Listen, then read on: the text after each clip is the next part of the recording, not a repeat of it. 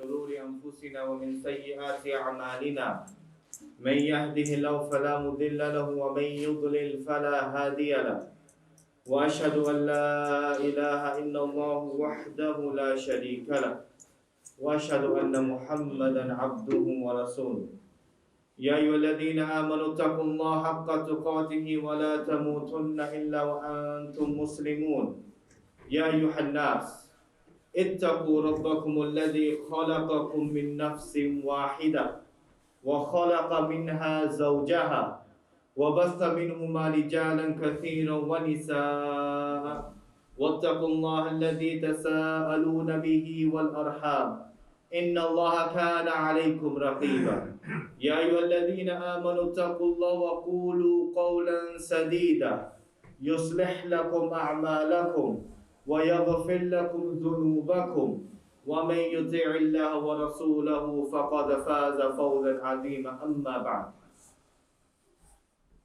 قال الرسول صلى الله عليه وسلم فإن أصدق الحديث كتاب الله وأحسن الهدي هدي محمد صلى الله عليه وسلم وشر الأمور محدثاتها وكل محدثة بدعة وكل بدعة ضلالة وكل ضلالة في النار قال الله عز وجل إن الذين قالوا ربنا الله ثم استقاموا تتنزل عليهم الملائكة ألا تخافوا ولا تحزنوا وأبشروا بالجنة التي كنتم توعدون وأيضا قال النبي صلى الله عليه وسلم إنما الأعمال بالخواتيمها. Firstly, all praises are due to Allah subhanahu wa ta'ala, the Lord of the Arsh and Kursi, the one in whom we put our trust, whom shall Allah subhanahu wa ta'ala guide, none can misguide, and whom shall Allah subhanahu wa ta'ala leads astray, none can guide. I testify and I bear witness that there is no deity worthy of worship except for Allah subhanahu wa ta'ala, and that Muhammad sallallahu alayhi wa sallam is his final message and a seal of prophethood. My dear respected brothers in Islam, Allah subhanahu wa ta'ala, He takes us through stages in our lives. The first being when the ruh, the soul, is blown into the womb of the mothers. Roughly around 4 months, the tarbiyah begins. The teachings of the child begin when they are in the womb of their mothers. And then they are brought out upon the face of this earth, ma'soom, free of sins, not knowing anything. And they are molded into the individuals they become by society, by the tarbiyah of their parents, by their friends around them, society. And then we have the final stage where He subhanahu wa ta'ala says, Kullu nafsin dhaikatul maut, that every soul shall taste death. The final stage being the stage of death. No matter who you are, where you are, what your status in life is, whether you are the richest of the rich or the poorest of the poor, whether you have the biggest house or you are living on the street, whether you are 100 or a child, when your time is up, your time is up. And this only Allah subhanahu wa ta'ala knows when our time is going to come to an end. He sallallahu alayhi wa sallam said, إِنَّمَا الْأَعْمَالُ بِالْخَوَاتِيمِهَا, that indeed your actions are going to be judged according to their ending. What does this mean? Imagine an individual all his life has been worshipping Allah subhanahu wa ta'ala, has been praying, has been fasting, has been giving zakat, extra charity, extra nawafil. But just before he was passing away, a week, a day, a month, a year, he stopped praying, he stopped fasting, he stopped giving charity. Maybe he doubted Allah subhanahu wa ta'ala. Maybe he turned away from the deen a day before he passed away. He will be judged according to the way he passed away. Did he die upon Iman or did he have no Iman? Was his Iman high or was his Iman low at the point of his death? This is why Anas ibn Malik says, I constantly heard the Prophet ﷺ recite the dua, Ya muqallib al-qulub, thabbit qalbi ala dinik. O the changer of the hearts, keep my heart firm upon your religion. So Anas ibn Malik said to the Prophet ﷺ, do you fear that we will go astray? He sallallahu alayhi wa sallam said, I don't fear just for you, my companions. I fear for the whole of mankind. Because their hearts are between the two fingers of Allah subhanahu wa ta'ala, and He changes it as He wills. Meaning today we are on Hidayah, today we are in the Masjid listening to a Khutbah. Maybe next week we will not have this blessing. Maybe next week we will doubt Allah subhanahu wa ta'ala. Maybe next week we will not want to pray.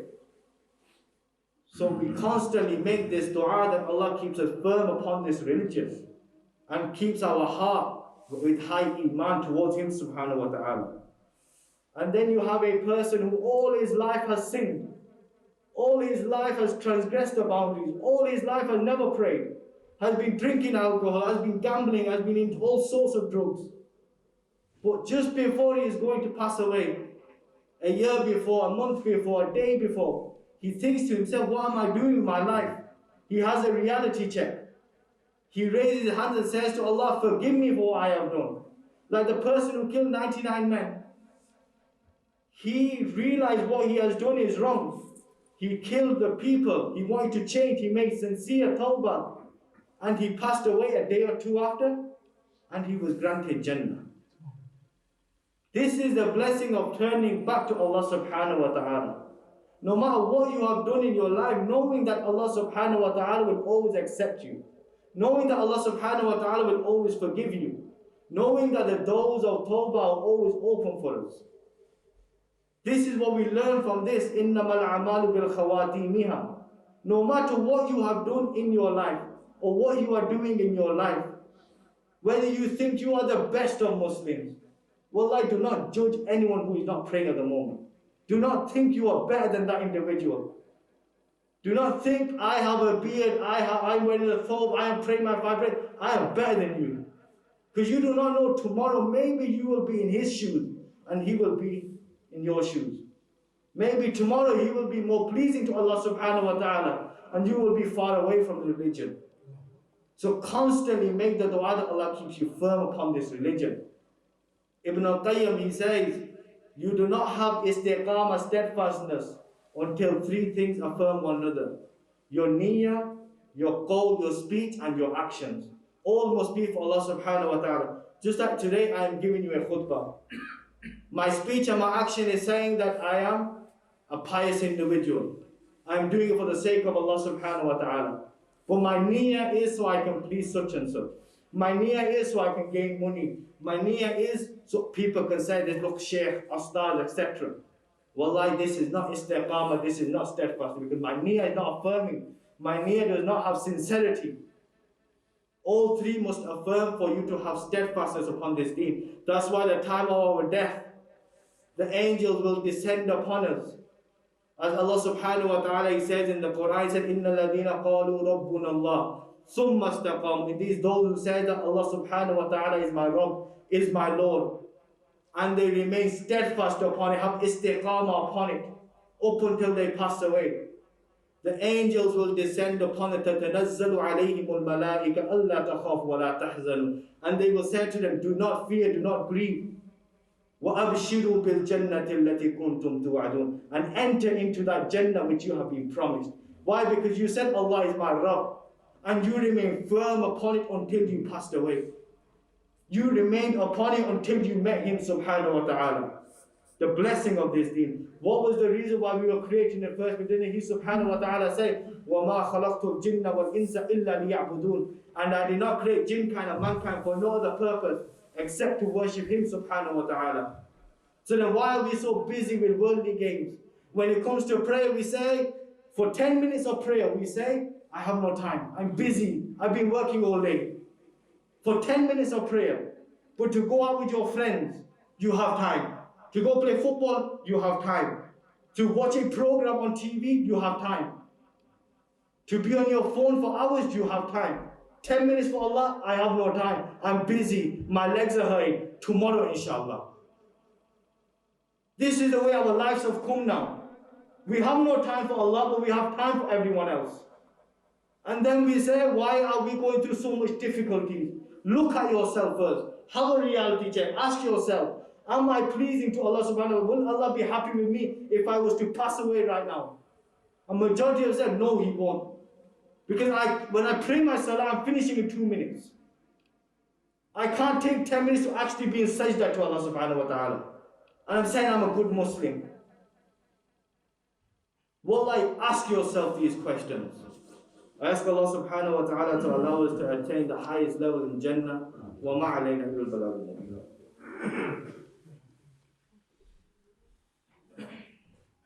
إن الحمد لله نحمده ونستعينه ونستغفره ونعوذ بالله من شرور أنفسنا ومن سيئات أعمالنا من يهده الله فلا مضل له ومن يضلل فلا هادي له وأشهد أن لا إله إلا الله وحده لا شريك له وأشهد أن محمدا عبده ورسوله. So we said remaining steadfast upon the religion. How can we do this? First and foremost, increasing in your dua to Allah subhanahu wa ta'ala.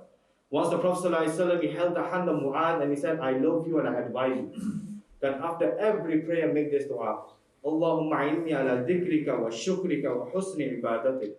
Oh Allah, Allah help me in remembering you, in being thankful to you, and in beautifying my prayer to you. These are actions that we are doing, but we are asking Allah to help us in them. Why? Because our iman may go astray. Our iman, we may be doing it to please others. Our iman may be that so others can be happy with us.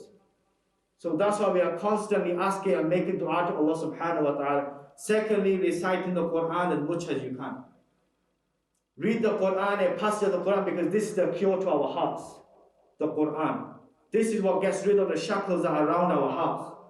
Thirdly, who are your friends? Who do you spend your time with? The Prophet ﷺ said, Al-Maru ala dini khaliliya. A person will be on the religion of his friends. So who are those that you are in the company of? Who are those? Do they remind you of Allah subhanahu wa ta'ala, or do they take you away from the deen? Who are those when it's time for prayers? Do they say, Akhi, ukhti, let's go and pray? It's time. Or do they say, don't worry, you can pray after, let's just go eat somewhere first. Let's go do such and such. Who are those that you spend your time with? I ask Allah subhanahu wa ta'ala to allow us to have istiqamah upon this deen up until we meet Him subhanahu wa ta'ala. اللهم صل على محمد وعلى محمد كما صليت على ابراهيم وعلى ابراهيم انك حميد مجيد. اللهم بارك على محمد وعلى محمد كما باركت على ابراهيم وعلى ابراهيم انك حميد مجيد. ربنا اتنا في الدنيا حسنه وفي الاخره حسنه وقنا عذاب النار. ربنا ظلمنا انفسنا وان لم تغفر لنا وترحمنا لنكون من الخاسرين.